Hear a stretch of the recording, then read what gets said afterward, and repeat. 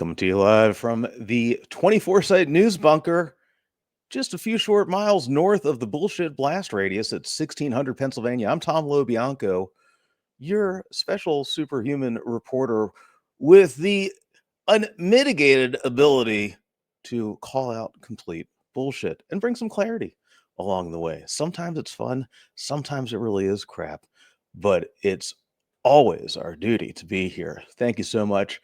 Coming up on the show today in a little bit, Christine Matthews. Now, I'll tell you, there's two big Chris Matthews here in Washington, D.C. A lot of you folks might know Chris Matthews, the former host of Hardball, now here on Substack. I would argue, and maybe we can get both of them together, I would argue the more important Chris Matthews is Christine. Now, I've known her for many, many years. She has her finger on the pulse. She is one of the best pollsters I've ever come across. And much love to my boy, Michael Cohen. You guys, there might need to be some fisticuffs to figure this one out. Chris is incredible. Okay. She's going to be joining us here in a little bit. Reminder, if you're with us here live on Substack and live on YouTube at noon, drop in your comments. Ian Walters is here on the board. He will gather those up. We'll get to those at the end of the show. Always make sure to catch us at 8 p.m. on Political Voices Network. Sign up 24site.news and make sure to get the email and catch up on any shows that you might have missed. If you'd like to get in touch, drop me a note at tom@24site.news. No major stories today. All right. I'm not, yesterday was the rat-a-tat-tat. Went through 7 big stories to bring us up to speed. Now I'm going to pull out of the weeds a little bit. Let's fly at 30,000 feet and understand where we are right now, because there is a lot going on. It never really stops. I've been covering Trump since 2015. Now, almost half of my career. Something that we always used to say, right after the 2016 election is how nice it would be to get some sleep eventually. As you know, if you work in politics, pay attention to politics, if you're a fellow reporter, there is no such thing as that. And frankly, I don't know when that's going to end. And that's okay. That's fine. We're here. All right, we're doing this. We'll pull out of the weeds a little bit. Part of this is doing a marathon and understanding that you got to pace yourself. Otherwise, you're going to lose your mind doing this. So for today, I thought, let's try to divine a little bit. Let's try to discern why things are happening at the White House. What's the modus operandi here? I look at this in a traditional political sense. It's fascinating to me because if you look at Trump, for all of his bluster and for all of his clear abuses of power, certainly this time around, there is a key element to him which is very basic, which is very normal of any person in power, of any previous president.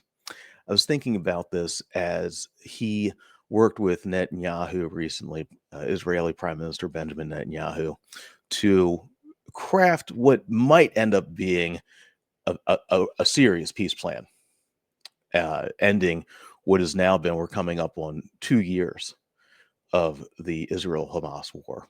That is really astounding. If you think back to the beginning of this administration, it was not that long ago that the president of the United States was talking about developing high rises in Gaza, talking about developing beachfront property. 10 months later, he's talking about a peace plan. So what gives? How do we understand this? I think about Trump very often when we're not under siege, when, late night comedians are not being canceled by the president of the United States. I think of it in terms of what would any president be doing right now? And this is capital L legacy time. This is all about, look at the White House designs. Look at the gilding that's on there now. Hell, look at the gold plated fixtures along the Wall of Fame for every president. You can see it right next to the new photograph they put in for Joe Biden, which is the Joe Biden auto pen.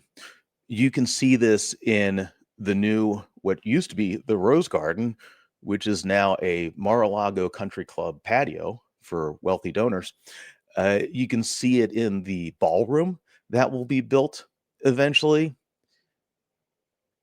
Is Trump going to leave in 2028? More than likely. Might he try not to leave? Good chance of that as well. We already had January 6th.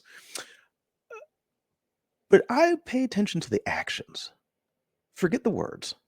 Pay attention to the actions here and look at it through the lens of, this is somebody who sees that in a realistic sense, he is running out of time to do what he wants. And clearly so much of this is just about what he wants. And look at it in terms of legacy. This is how we understand what might yet happen. All right. This is how we avoid the sombrero memes. This is how we avoid the fake medbed tweets. Look at it and see him through the lens of a normal person in power.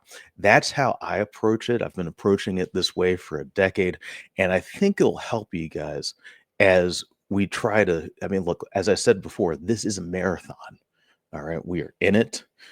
We don't have quote unquote sleepy Joe Biden anymore. And I think, beyond just the normalcy of it, I think some folks might pine for the ability to take a breather, the ability to not have to worry about this stuff. But it is where we are. Always think about this in terms of legacy, capital L legacy. All right. A reminder, if you got comments, drop them in there. If you're just joining us, coming up in a minute is pollster Christine Matthews. And she has some very interesting insights. She's the president of Bellwether Research, a longtime pollster. She has some very fascinating findings on who is going to determine potentially the fate of our country, potentially whether we're writing about the gilded White House in 1 year or whether we're writing about impeachment proceedings, nonstop impeachment proceedings. We talked about this here before. I want to read from the top of Politico Playbook, September 19th. Byline Adam Wren, my old friend out of Indiana. Playbook: weighted vest women are 2026 swing voters. Good pun in the writing. Wait for it. Ta-da. One of Republicans' most respected pollsters has identified an emerging group of swing voters who could help decide the 2026 midterms. Call them the weighted vest wearing women. They're already flooding your social media and neighborhoods, all while donning weighted vest. I've seen this. It's incredible. You know what? If I was a little bit thinner, I'd probably wear a weighted vest. I already got one though. All right. The latest fitness influencer fad of 2025. You don't have to look far to find them. They're covered on the pages of Gwyneth Paltrow's Goop.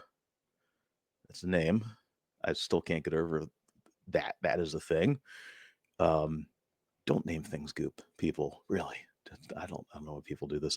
And can be seen plenty of TikTok videos. Christine Matthews, the pollster for former Maryland Governor Larry Hogan's reelection campaign, Mitch Daniels' two campaigns, and the president of Bellwether Research, first saw women wearing weighted vests all over her upscale neighborhood in Alexandria, not too far from where I am right now.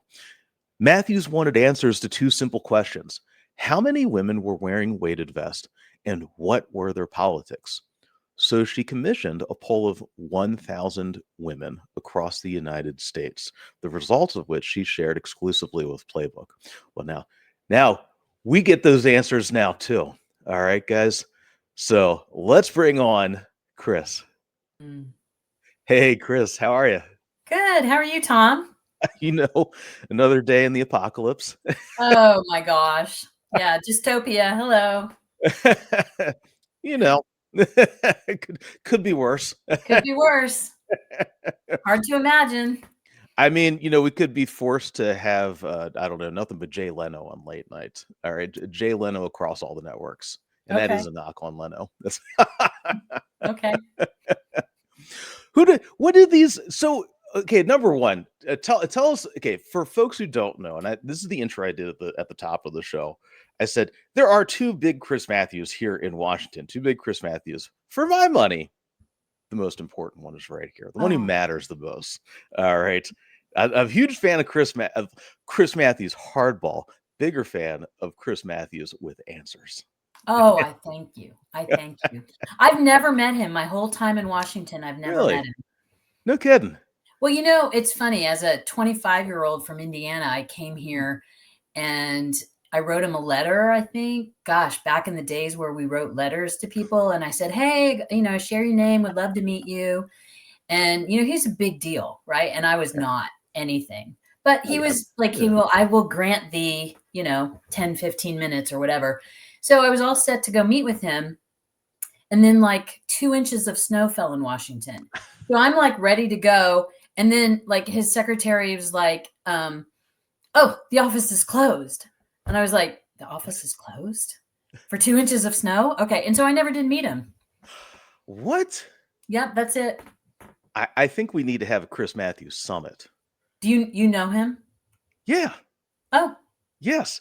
I sat next to Chris up in New Hampshire last year. So Howard Mortman, you know Howard, the C-SPAN comms director, puts together a dinner every 4 years during the primary, and it was incredible. And lots of, I mean, the biggest folks in nerd politics. All right, J Mart Mm. was there. I got to sit next to Chris Matthews, another legendary Hoosier, James Pindell, was there. Mm. He's from Yeah. Richmond. Yeah. And So Steve Inskeep grew up in Indiana from NPR. that's right. That's right. Legendary Inskeeps. I was talking with, sorry guys, you're going to get some. All I right. know. We're going down the Hoosier rabbit hole here. Sorry. I like to tell everybody that the Hoosier land is actually more weird, wild, and wonderful in many ways than many other states because you never expect it. All right. Yeah, I mean, Indiana gave us Kurt Vonnegut. for sure. I mean, You know, Jane Pauley, who, she's not weird, yeah. but I really like her. You don't have to be weird to be John excellent. Mellencamp. I mean, I'm sure there's many more that we could. The Mellencamp kids like to throw down at the bars around there, so I hear. Mm. I don't know if that's a distinctly Hoosier thing. Maybe that's I think, is he from Seymour, Yeah, Indiana? Yeah. yeah. Um, I was sitting next to Chris Matthews and just nerding out on everything. I mean, because he's a walking encyclopedia, right? Like the original Chuck Todd, if you will. Yeah. All right. And it was incredible. So we gotta get you. But I will say this. Okay, guys, Chris. I pump up Chris all the time. I mean, we've been working together for years. I mean, old enough to have live tweeted one of Mike Pence's State of the State addresses. All right, back when live tweeting was novel and when it was Twitter. And when it was like a decent place to share thoughts. Yes, before Mecha Hitler stormed the place. Mm. Just incredible. You've always had, and going back, I think back to the 2012 elections. And folks, if you're not already, check out Christine Matthews' Bellwether Research. I'll send this around after the show today.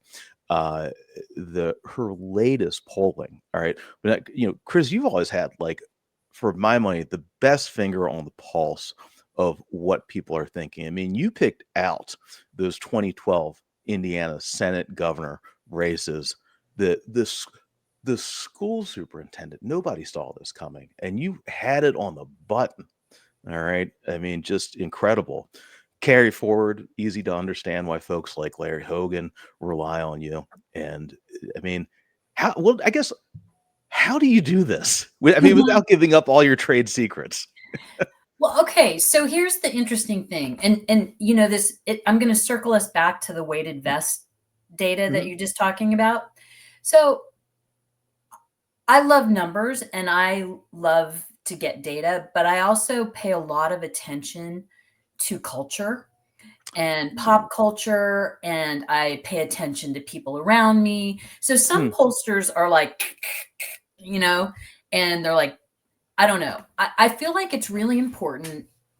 So yeah, because it's like you're like a psychologist, sociologist, data scientist kind of thing. You have to Yep. figure out and be ahead of where people are going and what they're thinking. Yes. And you know, it's funny this weighted vest thing. Um, there's some there, you know, over on Blue Sky. I peek over there every now and then, Mm. and there were some progressives who were sort of saying some sniffy little things about it, like this is parody, right? And I'm thinking you could say that if you want to, and but if you're not paying attention to culture, if you're not paying attention to what people are doing, saying, and talking about, then that's your loss, Yep. you know? And, you know, you look at Trump going on Joe Rogan and Theo Vaughn, and, you know, the Democrats didn't. And, you know, did that make the difference? I don't know. But it was like he was in touch with the culture.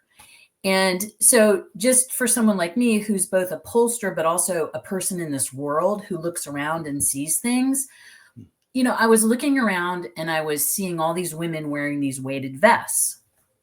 And I'm, you know, aware enough to know that my neighborhood is not representative of America per se. Yeah. You know, people have raincoats for their dogs here. So, I mean, I also do. But anyway, so, I mean, I needed some data, right? Like, Mm. is this weighted vest thing real? Both because I was curious just to get a number, but Mm. also it fits into a larger change in behavior that we're seeing. And this is how I like to do my work. I like to put the pieces of the puzzle together maybe before other people do, which is we're entering a real DIY era of healthcare, particularly for women. And Democrats are still where they have been, which is they maintain a lot of trust in institutions, doctors, vaccines, and authority figures. But Republicans and independents and the newest, youngest women, Gen Z women, are really moving away from that. So, what is it saying about where our politics may go when a significant chunk of women don't turn to the medical establishment and doctors for advice anymore? They do their own research. They aren't sure that vaccines are safe. I mean, we're seeing all of this pop up in popular culture. And so what I wanted to know with these weighted vest women were was are they like liberal progressive women, like those that populate my neighborhood and it's just a form of like Pilates and yoga?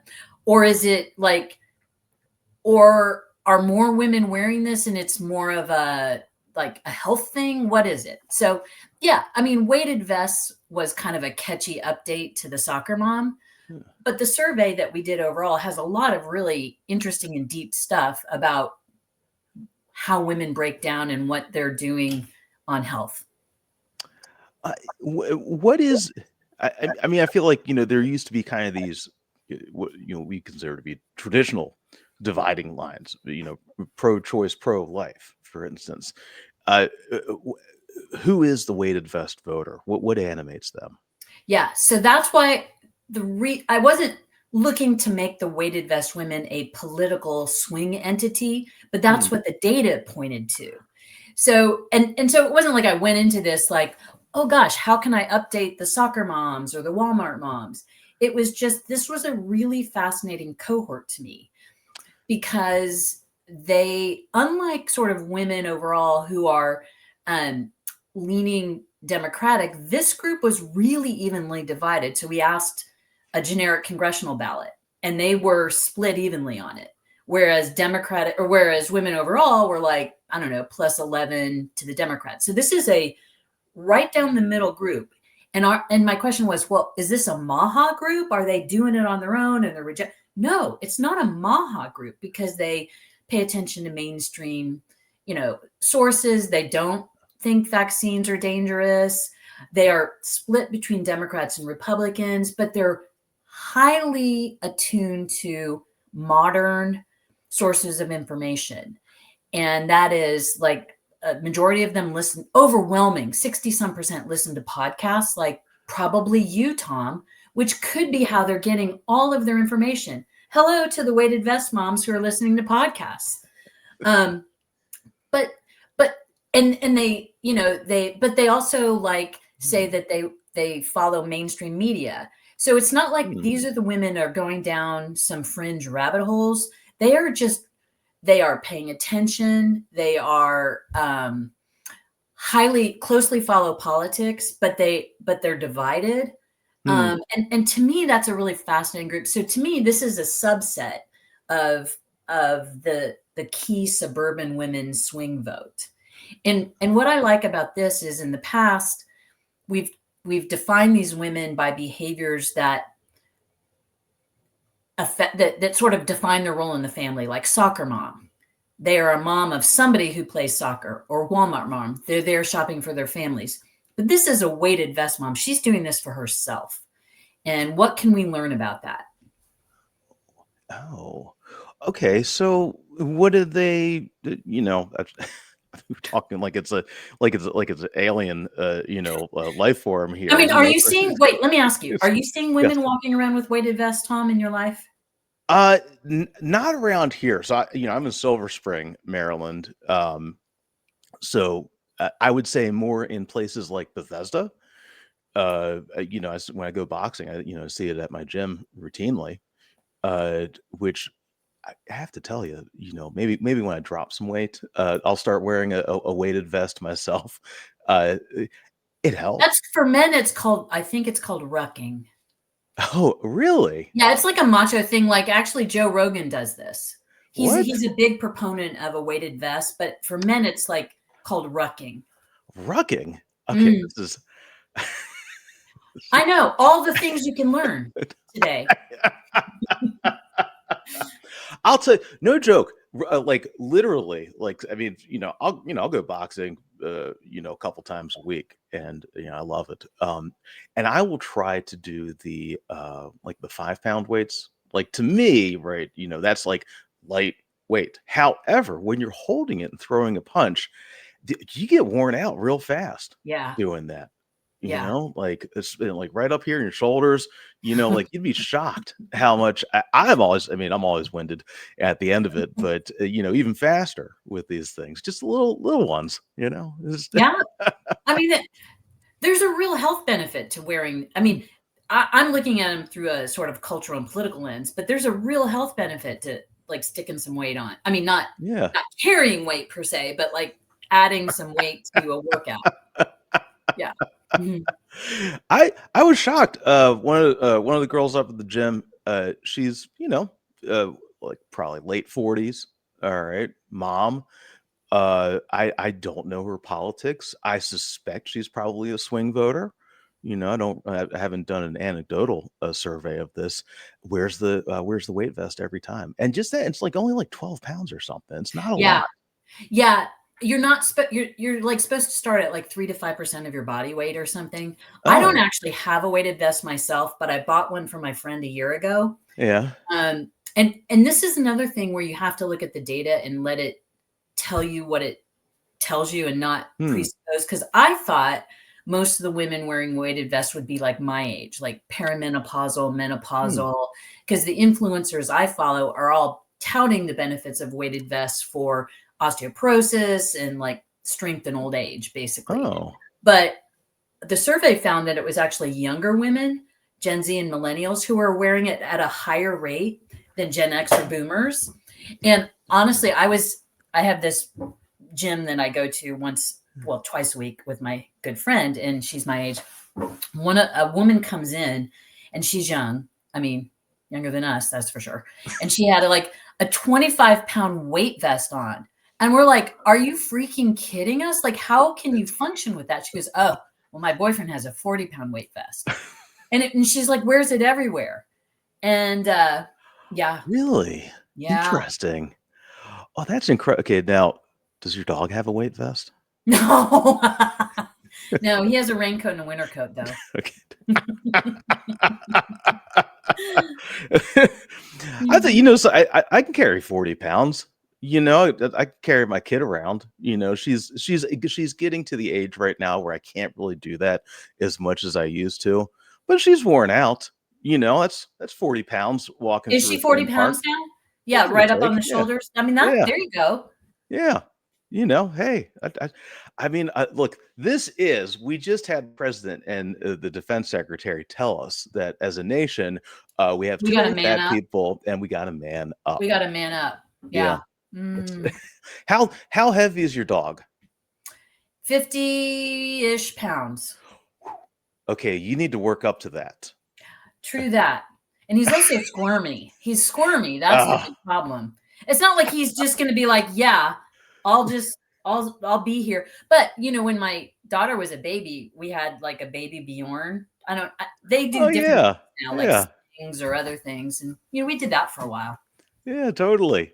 I love that. I mean, it's nicer than these or easier and more healthy than these BMW strollers that they have now, like the Oh, Range Rover, a $10,000 stroller, or whatever it is. wow. Craziness, Wow. right? I saw there's a Aston Martin stroller. Do you hear about this? No. It's Why? Just why? right. I I mean, know. why? Like, when we had my ex and I, we had Alessandra when she was little. My brother got us a used stroller. It was an Uppa baby, and used that thing cost $300. Yeah. And it's an SUV. You take it all over the place. It was incredible. Yeah. I It's had a baby jogger and then I had a cheap little Graco stroller, but yeah, that was a long time ago. yeah, right. People And have upped their now game, I guess. we were listening to Wait, Wait, Don't Tell Me in the car, driving back from the boxing gym actually a couple weeks ago, and they were talking about this Aston Martin stroller, and they were doing like the 007 shtick with the ejector seat and whatnot. And Alessandra was asking me about that. She's like, what's this? I was like, oh, it's just like if the baby is a spy, all right, hit the button, it shoots off into space, all right. I mean, like, yeah. My gosh, that's so funny. So okay, what will this do to the midterms? I mean, I think that's what we're all wondering, right? It's like, so, like, what will this actually do? I mean, how's this go, or does it change anything? Maybe they don't change anything. Well, I don't know enough about them yet. So I want Hmm. to hold that out and say, because the survey that I did of National Survey of Women, I was really focused on health and wellness attitudes. I wasn't focused on like their attitudes on economics or immigration or abortion or any of those things. So I feel like what I'm interested in doing is following this group. Now, obviously, it's a dynamic group. Anybody could buy a weighted vest at any point. So it's not like they're just a fixed group, but they are. I would say, sort of early adopters. So somebody who wears a weighted vest um, between now and the midterms is I think going to share some of the behaviors with some of the women already in this group. But so I don't know enough about them yet to say Okay. how they're going to impact. I guess I sort of, did this survey and I identified this group, which is a subset of all suburban women. And they're not all white, by the way, which is Hmm. really important. So everyone's like, oh, well, yeah, white college educated women. Well, that's not who this is necessarily. Oh. As you know, I mean, we all live in, we live in the suburbs. I mean, it's not just white women anymore. It's everybody. Yeah. So I need to understand more about them. But I think stepping back and thinking about what could influence the midterms is how is this DIY health era, particularly that women have embraced, going to impact our politics and our parties? Like, Hmm. Democrats had Dr. Fauci and the embrace of Dr. Fauci and the COVID, backlash, if you will. And part of there's a big chunk of women who like what Robert F. Kennedy Jr. is doing. But, then there's Florida, who's like, we don't need any vaccines at all. And so where are we going with this? This is a really important area for us to focus. So everyone's like looking at inflation and economic measurements, which of course is going to be huge for the election. It'll be the dominant thing. But there's also this idea that we either should have complete medical freedom without authorities telling us anything that we have to do, whether it's getting a vaccine or whatever, or not. And it is going to impact our politics. And I think we're just sort of beginning to see how this is going to be impacting our politics. We're in the post-COVID pandemic era, and that had a huge impact on our society. Yeah. And now we're in a DIY health era, particularly for women. And if one party is seen as defending institutions, behaviors that are not credible or unpopular, what does that mean? Or if the other side goes into wacky land, right? And, you have measles outbreaks and you have, all sorts of things going on. Where does that leave us? And that's why I like this weighted vest women. They're not one or the other at this moment. So where they go could be a very interesting tell for me. Oh, interesting. Okay. So like not ivermectin, but not 100% Fauci ouchie. You mean this women or? Yeah. The weight vest folks. Oh, they're definitely not ivermectin. Like I said, they believe in vaccines. They believe in vaccines, but so I would call them, I see myself in some of them, which is like, I absolutely believe in, vaccines and I trust my doctor, but I'm also going to do my own research and I'm going to make changes based on what and if a doctor recommends something that I don't think works for my family, I won't do it, kind of thing. But they're not down misinformation rabbit holes. Okay. So they're reachable. And because I feel like, the folks who've gone down misinformation rabbit holes are just not reachable. Yeah, I agree. Yes. I was at an event a couple of years ago with America's newest favorite pundit, Jack Posobiec. And speaking of rabbit holes and, adjusting and trying to, have people, trying to have their finger on the pulse, and literally stood next to this guy while he explained that he was never QAnon. He doesn't even know what QAnon is, and he doesn't understand why all these people keep talking about it. So I was like, what? I was like, dude, like the only reason you're here is because you're the progenitor of QAnon, pre-QAnon, right? The Pizzagate conspiracy period of things. I'm just like, come on, man, like, dude. Yeah, I'm gonna just pitch another thing that we're doing, Tom. Yeah. So this is something that we've started doing, my partner and I, pretty much since the beginning of the year. So we do all the traditional public opinion research, the polls, the focus groups, that sort of thing. We've started, though, figuring out that many of our clients, so we work on a lot of issue and advocacy things for clients who don't understand conservatives like at all. And one thing that they don't understand is that a huge swath of America is not like reading the New York Times and, watching MSNBC or whatever. And that podcasts are becoming an increasingly important source of information. So and what happens is progressives in particular don't understand how things are being talked about in the conservative, like, echo chamber. And a lot of that arises from these podcasts, right?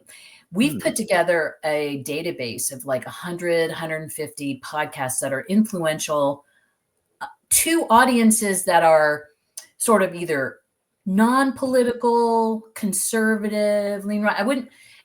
Like Joe Rogan's on there, and you don't say, well, like, Joe Rogan's a Republican per se, but he's so influential. So, but so are some of these female wellness influencers like the Food Babe or whatever. So we have all these Oh, genres of podcasts.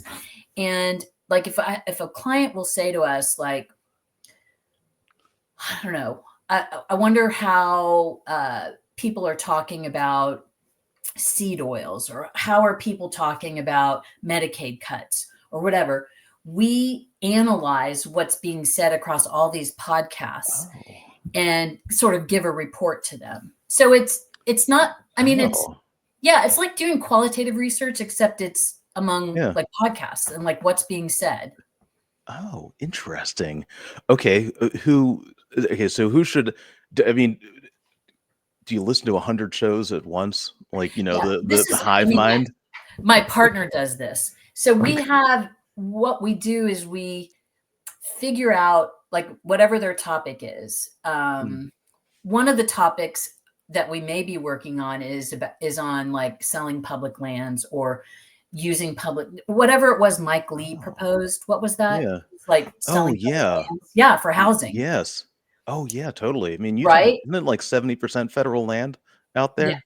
Yeah. So Yeah. he had, and it was a pretty unpopular idea because even his fellow Republicans were like, Oh, dude, this is not going to fly. So I think that was one of the topics that we might have been approached to listen for. So, well, what's interesting is like, what's the conservative talking point for not selling off public lands, right? hmm. So we're not going to listen to, like, in our database, we're not going to go to like the Food Babe web podcast per se, but we'll do a big search and we'll figure out where this topic has popped up in the last sort of 3 to 4, 6 months, something like that. Hmm. And then we'll either listen, I say we, but not me, but my partner, um, listen or pull a transcript. And then, it's a lot of actual labor. And that's, Yeah. but we're not afraid of that. And we like it actually. And so it's a really interesting new area that we're sort of offering to our Oh, clients. right. Okay. So who are like the top folks for understanding this? I have to be honest. I've never heard of the Food Babe before. Who? Right. Yeah, I don't have my database in front of me, but we have like 4 or 5 different categories or genres. We have um male lifestyle and like male lifestyle. So that Hmm. might be like a Joe Rogan or a Theo Vaughn. But then there's also people who aren't as well known that I can't think of off the top of my head. Then there's like your traditional political right wing people, like, Hmm. unfortunately, sadly, we had Charlie Kirk on our list. But like Ben Shapiro, Megyn Kelly. Then we Okay. have comedians, Hmm. sports and comedians, because even though you might not that's the whole key. Like, people aren't always listening for politics, but Hmm. how they perceive issues that then filter into their political behavior can come from like just banter on a sports podcast or a comedian, Yeah. right? So we have those. And then we have female health and wellness. And that's a really big one. There's lots of female influencers, from the Food Babe to Jillian Michaels to Oh. I forget. I don't remember all of them. Um, and then there's, of course, then there's TikTok, which is a whole nother thing. All these influencers on TikTok are telling young women, like, don't take birth control because it's not safe and it'll mess up your hormones. And so there's lots of things being said there. We're not undertaking TikTok. We're just doing Yeah. podcasts. But anyway, yeah. Wow. Okay, so should we start selling health food here? Should we start, selling vitamin supplements? Is that Who's make your sense? audience, Tom? Tell me who's your audience for this Oh, show. um, Who do you think it most is? I know a 24 site. I actually have done an audience analysis Oh, recently. Yeah, big boy independent news journalist here. Turns out a lot of folks in the DMV, upper middle class, professors, policy folks, lawmakers, White House current and former, a lot of diplomats, actually, a lot of state people. Shocked, I tell you, to find that out, that they're interested in learning what's well, going then you on. need to pitch ads on your podcast to quote unquote opinion leaders, right? Yes. Yes, totally. Well, I If will you get have an to this. opinion Yes. leader audience, then there's lots of, instead of buying a TV ad on, local cable, Congress Bill 442, tell your member of Congress not to vote for whatever. Oh, yeah. Should- Oh, okay. Now, how do I do this without falling down the crypto rabbit hole? Because they seem to be the only ones that spend money. And I have to be honest, I'm more than a little skeptical of all of it, even though they seem to control everything these days. Oh, crypto? I know nothing Yes. about crypto. You can't talk to me about, I don't know anything about that. Good. But you mean like ads? You mean like, Yeah. Yeah, so only crypto bros are buying ads? Is that what you're saying? Oh, a lot of them, a lot of them. I'm shocked by this. I mean, I read the Topless playbook now to see who the sponsors are. I look at Punch Bowl and whatnot, and there's a new one. God, what's her name? It's Kristen Smith, I think, is the head of this group. It's like a crypto alliance, but I mean, there's a million crypto alliances these days. Hell, the Winklevoss twins are running everything, Yeah, it I saw seems. that. I don't I don't know. I just have remained willfully ignorant about crypto. I just don't even wanna go there. have I have I told you about the blockchain? Do you have 3 hours Yeah, to no, thank you. waste? No. I'm just gonna, like, do my money the old-fashioned way. I Just try and know. make more of it. That's just what I'm trying to do. Guys, if you want to support independent journalism, don't send me any crypto. Money, New dollars. money. All Yes. right. I'm not so hardcore that I'm like one of these gold standard people. All right. But there does need to be some rooting in reality. All right. I know, right? I don't even understand it. I don't want to. Mhm. Well, what do you think? What do you think? Okay, we have the shutdown. We're what is this? Day 2 of the 2. shutdown right Yeah. now. How do you think that's going to play? How's that? How does that hit with these folks? Like who do you think is winning, so to say, in this, or maybe nobody's winning? Well, I'm gonna look at it in a situation where we actually will have some data in just over a month, and that's the Virginia Hmm. gubernatorial election, right? Yes. I think we're going to have a sense of. I mean, first of all, Virginia has, particularly where I live, so many federal employees, right? Hmm. And we've got a Republican governor in Glenn Youngkin who can't run again. So his lieutenant governor, Winsome Sears, is running, I don't know, a campaign that is not orthodox per se, facing Democrat Abigail Spanberger, a very, mainstream, bipartisan, sort of award-winning, member of Congress. And I think she would have been favored anyway. But I think we'll know how strong the feeling is about this government shutdown with how strongly the Democratic ticket does in Virginia, Oh, including the attorney general's race, which is really has become a little interesting in the past few days. The Republican mainstream establishment seems to have given up on Winsome Sears for governor and has focused on defending, I think it's Jason Miyares. I don't know how you say yeah, it. right. How do you say it? Yeah, yeah. Maya, Miaras. Whatever.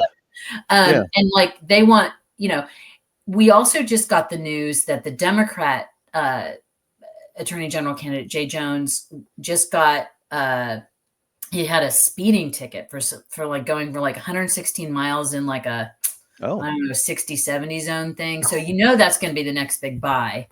But if Jay Jones is able to overcome that, if he's able to overcome the spend against him, and it's a big Democratic victory, from top to hmm. bottom, I think that'll be some indication how I know that this seems a little circuitous, Tom, about Yeah, the shutdown, but I mean, maybe some indication. Because here's the thing: the midterm's not until like a whole year, more than a year. yeah. I think we're looking at it now, and we're in the midst of it, but I don't really think it's going to have anything to do with how the midterm goes. Quite frankly, Hmm. I Hmm. mean, Yeah, this is what I mean. I mean, like, who do you blame? Republicans, Democrats? Like, I yeah. mean, that's so tenuous. It's like Yeah. you're going to blame who's the opposite of your party, Yeah. basically. And if you're an independent or a low information person, you're not paying any attention to this. And it will have Yes. receded from your memory by the time you go to vote a year from now, and you're going to be looking at the price of your Mm, groceries or your ability or inability to buy a house. yeah, totally. I look at it. I instinctively I take photos every time I'm at the Giant now, at the grocery store out here, because coffee is through the roof. Oh my gosh, I was just thinking that I am in a fortunate situation where I'm not overly conscious of like exact prices I'm paying for everything. But I have an espresso maker, Mm, and I buy the Starbucks Nespresso pods, like okay. little box Oh for yeah. my coffee. Okay. So Giant, the grocery store I go to, used to have sales on them. So they'd have the Yeah. regular price, but then there'd be like $1 or $2 off, like $6.99. But they Yeah. don't have sales on it anymore. And then Oh, I actually have been comparing prices. So Giant has them for $8.99. Today at Target it was $9.39, but Safeway, they had them like 10 or 11. And so there's no more sales on my Nespresso pods. Wah wah, poor me, right? I know that's yeah. ridiculous. I'm not pretending that I am impacted by grocery prices necessarily, but I have been noticing that about coffee. Oh, well, I mean, look, I think we're all I think about it. I mean, hell, it's, $12 a bag full freight, for just one of the little, 16-ounce things of Starbucks, What's your not the big brand? one. Can you say what your brand is? Oh, Starbucks all the Yeah, time. yeah, yeah. Dark Okay, roast, so at the yeah, grocery all the store, time. right? Yeah. The Dark grocery store. roast dripped, if I can't find the beans, I'll go with the ground, and I'll regrind it, alright, to unlock that flavor, Oh, and yeah. then drink all 12 cups, alright? I fill that thing to the brim. Um, wait, so has the price of the beans gone up recently for Yeah. you? Like, since Yes. when? Since, Oh, like, 6 I mean, months? I started noticing it maybe 2 months ago, a month ago, 2 months ago, and I don't know if this was anticipatory of the tariffs. Um, I can still get, periodically, and now I buy, like, a couple bags at a time because I never know when it's gonna be, like, $20. Um, I I it will go like, you get it on sale for a couple dollars off, right? Like, so 7 or $8 a bag, but I used to be able to get them for, like, 4 and $5 up here when they were on sale, alright? Standard was around $8 for full freight. Fairly So, recently is what you're saying, fairly yeah, I recently. would say last year, Yeah, and it started creeping up this year, and at some point, there's a Safeway. It's funny with the Safeway. I don't for the lo f I don't understand Safeway. I Like, I don't like love Safeway. yeah, I know. It's, That's not where I usually go, but I yeah. was there the other day, and so I was like, "Well, I'm just gonna look at the price of this." And it was like 10 or $11. Yes. Definitely not going, Insane, insane. It's, yeah, Safeway is the backup, alright? Like, for I sure. I don't know why they're always a little bit more expensive. They never have any of the hand baskets, alright? Like, you gotta get, like, a full cart, alright? And then you're playing bumper carts with everybody else. Yeah, and honestly, the Safeway by my house, it's sort of fraught because, like, you're Mm. inevitably gonna see somebody that you really don't wanna see, and I don't prefer it anyway. I prefer the Giant, and then but I also go to my organic market, and I also go to Whole Foods and some Oh, I love Mom's. Mom's is yeah, great. Mom's is the best. Yes. Oh, so good. I had Tom Hartman on the program a week ago, and super lefty, right? And I'm just very fascinated by this because like he is like a hippie who stayed hippie. All right, never Yeah. changed. And he used to have he built an herbal tea company in Michigan back in the 70s, and I'm flummoxed by all this because, I used to work in health food stores when I was in high school and in college back Oh, in the day. Yeah, yeah, totally. And, it's like, so I see all this RFK Jr. stuff and I'm like, what the hell? I was like, you guys are aligned with the oil companies now? It was like, what happened? This is craziness to me. It is I can't wrap my head around it. How folks that, come out of the world of Whole Foods and then, land in the Trump coalition. That blows okay. my mind. You know what? This is a perfect transition because my organic market is a perfect mixing pot of what we're seeing about there between Maha moms and like liberal, progressive, hippie types. And I literally experienced this in my own moms. And this is why this is why it matters Oh. to like be a pollster and look at numbers, but also like pay attention to life, right? So Hmm. we used to have neighbors. They had 5+ kids and they were anti-vaxxers. They would have like I don't know that anyway, very anti-vax, whatever. But she would shop at mom's, Hmm. and so would another woman I know who's also very sort of Trumpy, conservative, whatever, because they didn't like they didn't want the food dye type stuff. But then Oh. you run into like your like most progressive person who doesn't also want big pesticides and Yeah. Monsanto messing with their food or whatever, and Yeah. like they're bumping into each other down the aisles. And Oh. on one level it's like kind of nice because like Hmm. this is something we can agree on, Yeah. but their politics take them in very opposite directions. So Oh. again, this is super fascinating to me, and it's along the lines of this DIY health thing that I'm Oh, focusing on. interesting. I love this. Okay, so real quick. Oh my gosh, look at this. We got uh let's get to some questions here. Do We people got have questions? Are there oh, we people? do. Yeah, we're live on Substack right now. You know who's in there? Do you remember Lindsay Hake from the State House? No, remind From me the about her. Lindsay Lobby is over there. Actually, I think she's on the oh god, I'm sorry, Lindsay, I'm screwing this up, and I don't have my Substack feed open, so I can't see it.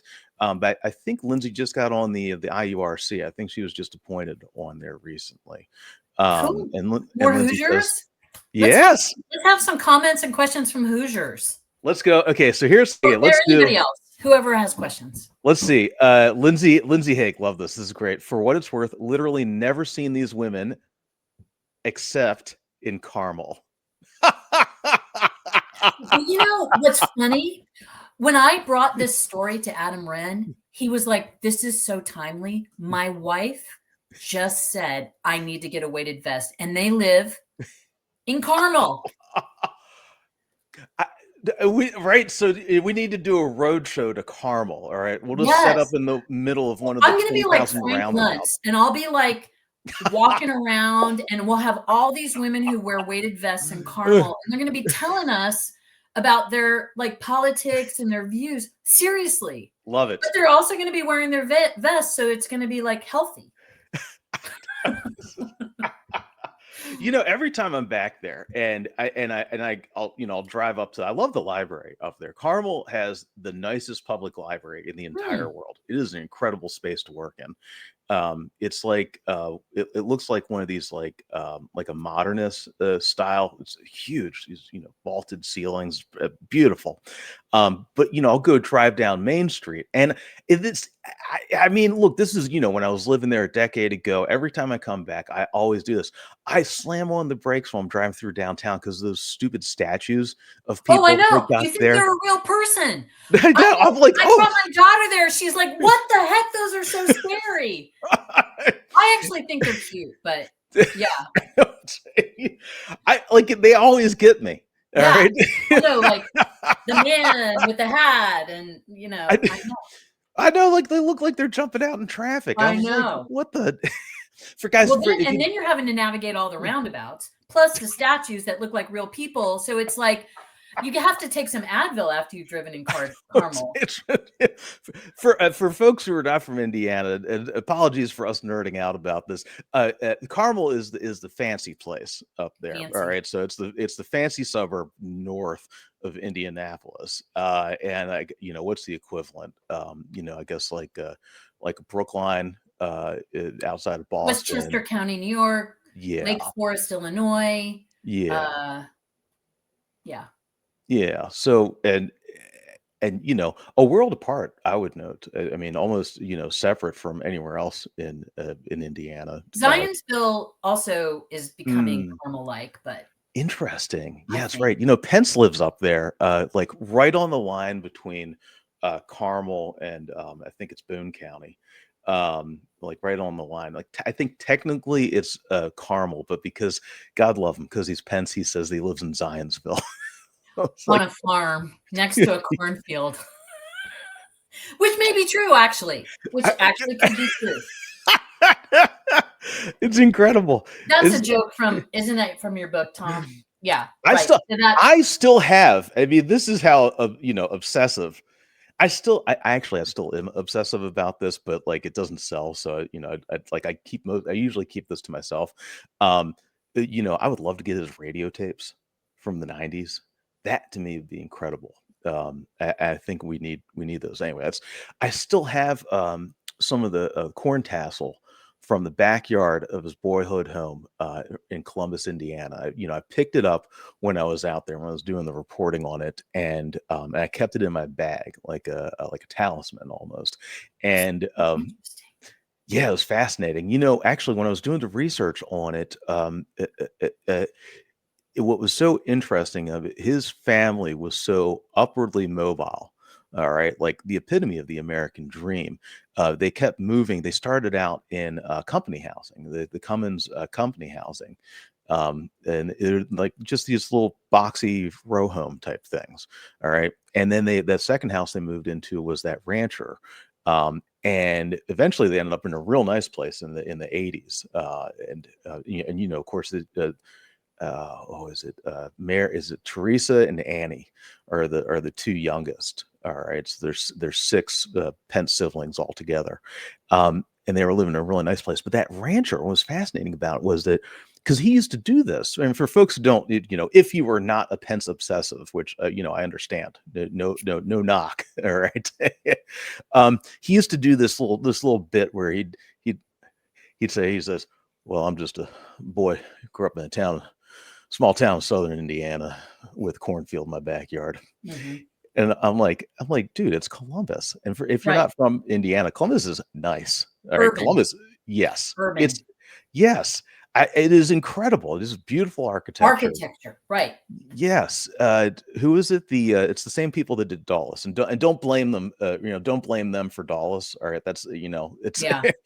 um, uh, and he would say this, and I was shocked when I saw this house, and I was like, oh my God, there's a cornfield. It's because they were moving into each new suburb, growing into the cornfields. Right. I It's mean, that's how I grew up too in Coconut. mm, Like I lived in a subdivision, but it was entirely surrounded by cornfields. So I wasn't a oh, farm girl. My parents weren't farmers, but oh. literally, like, I could go to the edge of our subdivision, crawl over the fence, and be in the cornfield. I mean, right? And then to come down the road, you've got cornfields on either side. So I could Oh. say that I'm just a small town girl who grew up amidst the cornfield. It's, But I also grew up in a subdivision, which is very different than just being like a farmhouse in the middle of a cornfield, yes. even though we were in the middle of a cornfield. That's just the nature of land in Indiana. It's the nature of how it Yes. goes. Yeah. I was shocked, for the first time I ever drove out there on I-70. And because I grew up out here, and I'm a coastal elite, capital E. Uh, uh, I was shocked at how flat everything became once you got past Columbus, Ohio, and I couldn't believe it. I was like, I can see for miles. My daughter, who was born here in Alexandria, Virginia, when Hmm. we go back to Indiana, she says the same. She just cannot believe how flat it is. And I guess like I never thought about it really, Hmm. honestly, growing up. Yeah. I used to bike the Monon, and which is great. I would take it from Great downtown all the way trail. up to Westfield. Love doing it, and then when my ex and I we moved back here to DC, I tried doing that here. It was a lot harder. Yeah. Yeah. I Right. really struggled. I really. For sure. And yeah, I mean, yeah. Well, anyway, my neighborhood has a lot of hills. And so it's same thing with biking. It's like, you got to be careful. Like if you, like I have these side bags on my bike, like Oh you don't yeah. load them up too heavy because you got to like haul your butt up the hill. Yes, I know, it's craziness. Here's James Hatch joined recently. Keep up the great work, Tom. My med bed appointment is at 2. I'll report back. Awesome. Dude, send me one. Yeah. All right, like how do we get I get to use they're supposed to be good for anti-aging too, but also diseases and everything. I could use an anti-aging med bed. Exactly. Whatever. I mean, if you're gonna make it up, you might as well make it up good. I know. Can we get med beds on Mars? Right. Here's lefty prop. The group is us. It's up to us. Our electeds can't be relied on. Hey, you know what? Amen. I'm with you on that. Leadership starts at home. It really does. Yeah. Wherever you are. All right. If you're one of these Nick Fuentes people, maybe skip the leadership. Okay, sorry. But for everybody else, Lindsay Hake extends miles through a lot of areas. Carmel, this is the rucking in weighted vest, not seen on the Indy Monon, seen on the Carmel Monon. Oh, that's interesting. I know, right? Exactly. Oh, so there's like that Marion County, Hamilton County divide. Like if you're north of Marion County, you're in the Hamilton County part of the Monon, you're wearing the weighted vest. If you aren't, super interesting. That makes a lot of sense. Love Lindsay. She's incredible. Yeah. Oh, let's see. Lefty Prof says, where do you put Ezra Klein?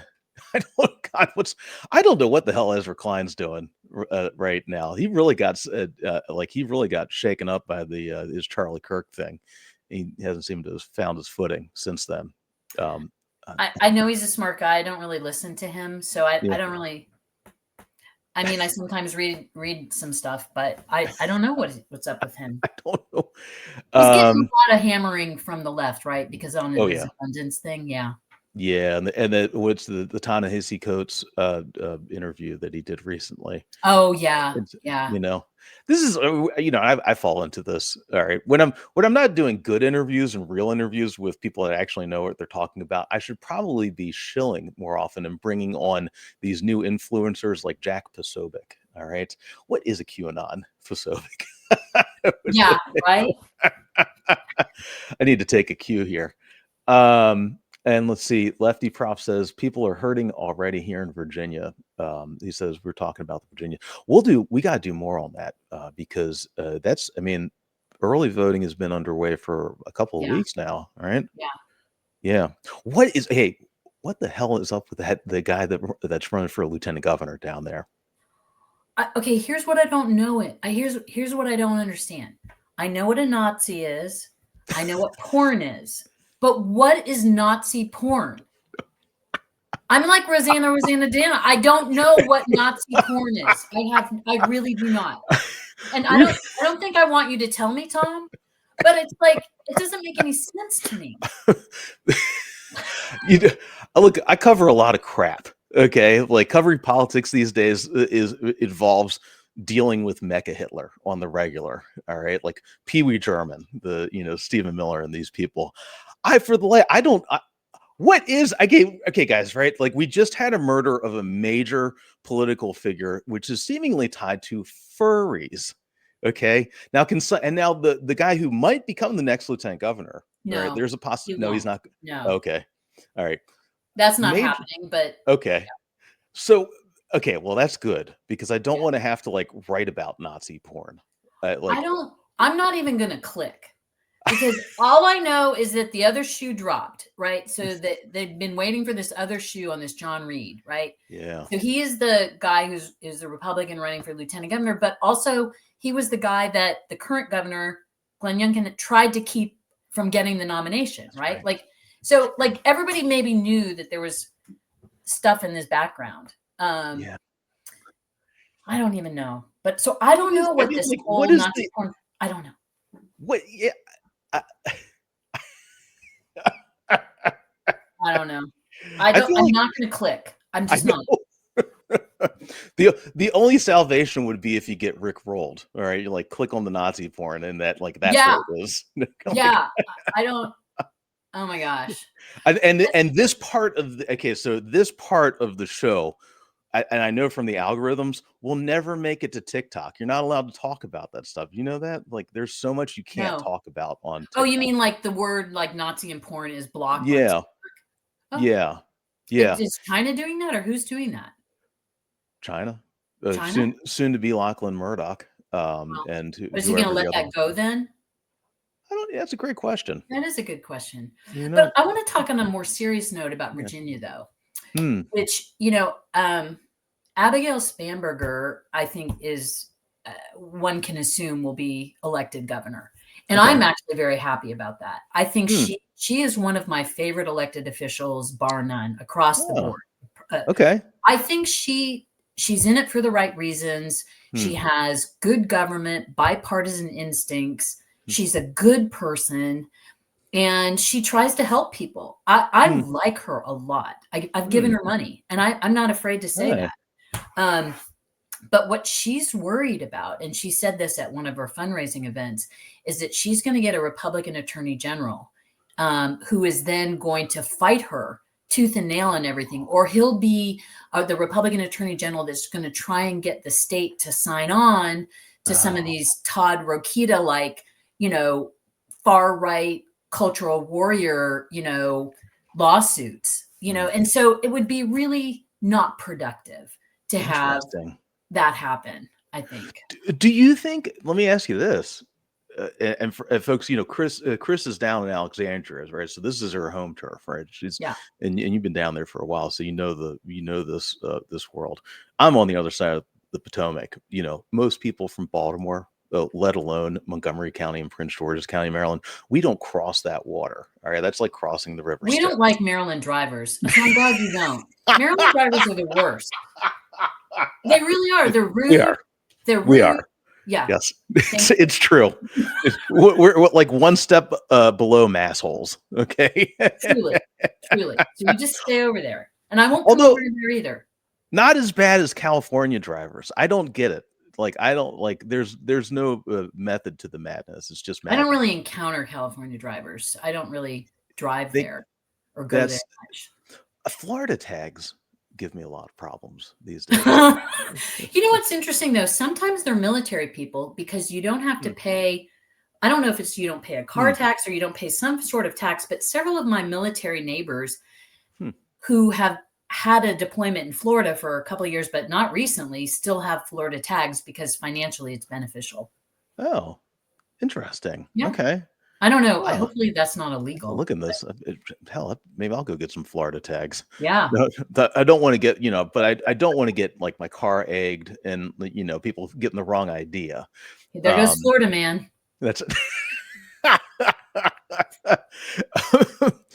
oh, interesting. This is Jason Miyares. Okay, so all right, Chris, we're gonna wrap this up here because uh, uh, we're gonna wrap it up.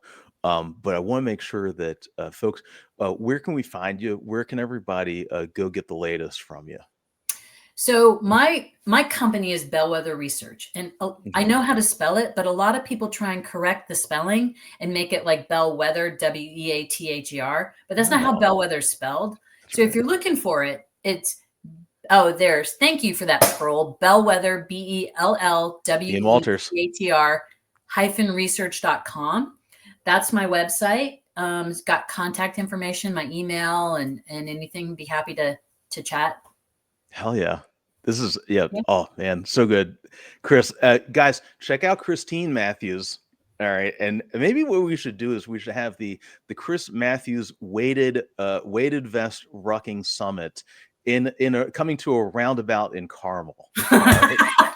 We'll have a race around a roundabout with a weighted vest, like 7 laps. Who can complete it the fastest, holding like a high level Starbucks Frappuccino pumpkin spice drink in their hand? the running of the pumpkin spice. And Yes, I James would sponsor that. James Hatch, please bring med beds. We're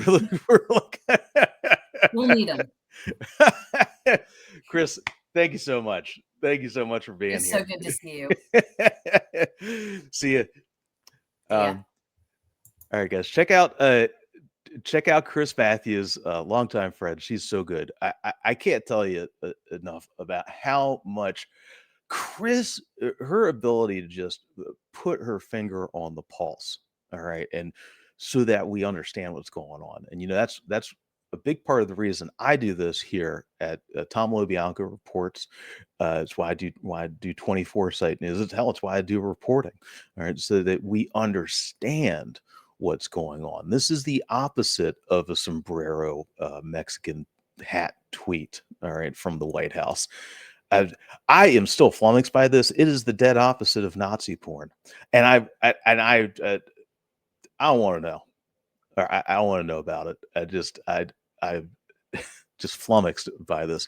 We're going to have to do a Virginia show because we are coming up on the elections pretty soon. There, just under a little bit over a month from now.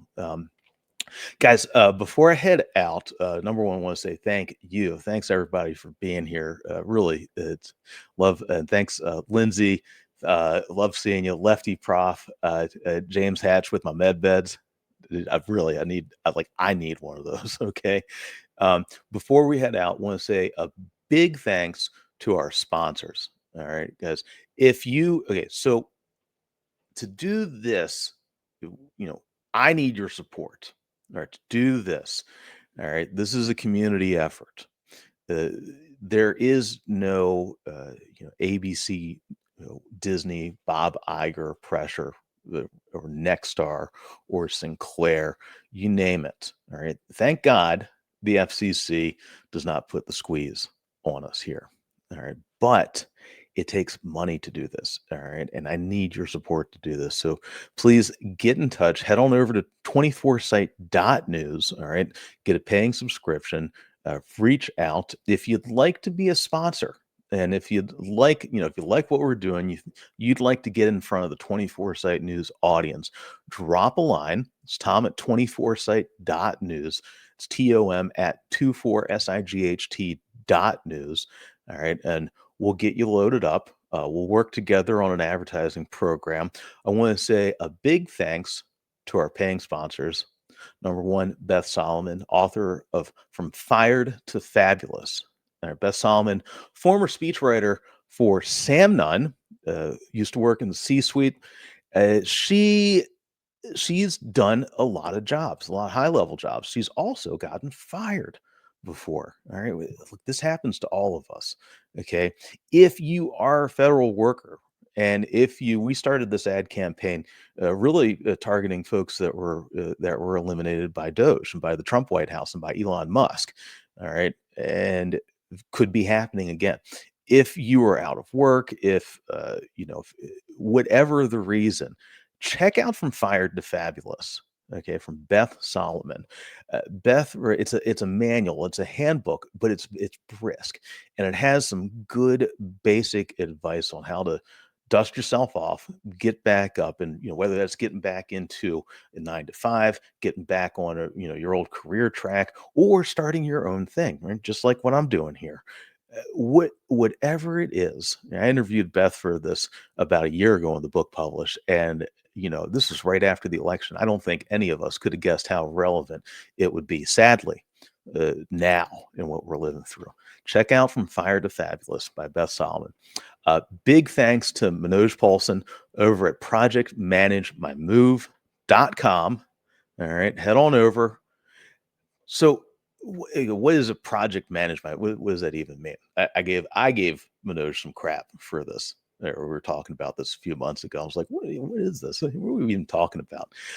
It's fascinating. I did not know about this. Manoj does real estate. He understands this industry.